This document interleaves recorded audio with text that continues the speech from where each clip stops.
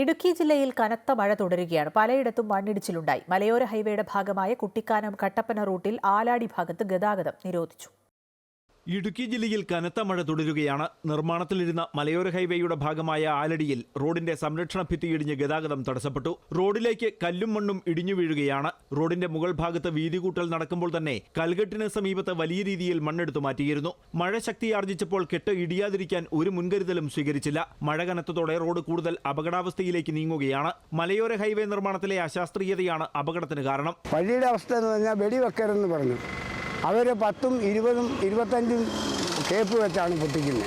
ഈ വഴി റോഡ് പൊങ്ങി ഈ പാറകൾ പൊങ്ങിയിട്ട് മണ്ണുകൾ വരെ ഇളകി അങ്ങ് പോവുക.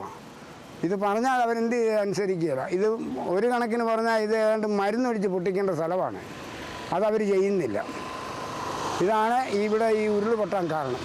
പല വീടുകളുടെയും മുൻവശത്ത് മണ്ണ് നീക്കം ചെയ്തിട്ട് മാസങ്ങൾ കഴിഞ്ഞു. ഇവിടെ കൽകെട്ട് നിർമ്മിക്കാൻ നടപടി സ്വീകരിക്കാത്തത് വലിയ സുരക്ഷാ ഭീഷണിയാണ് ഉയർത്തുന്നത്. മഴ കനത്തതോടെ പെരിയാറ്റിലും ജലനിരപ്പ് ക്രമാതീതമായി ഉയർന്നു. കട്ടപ്പന ഇടുക്കി റൂട്ടിൽ മുളകരമേടിന് സമീപം മരം കടപുഴകി വീണു. വൈദ്യുതി ലൈനിലേക്കാണ് മരം വീണത്. ചെറുതോണി കട്ടപ്പന റൂട്ടിൽ പാറയും മണ്ണും റോഡിലേക്ക് വീണ് ഗതാഗതം തടസ്സപ്പെട്ടു.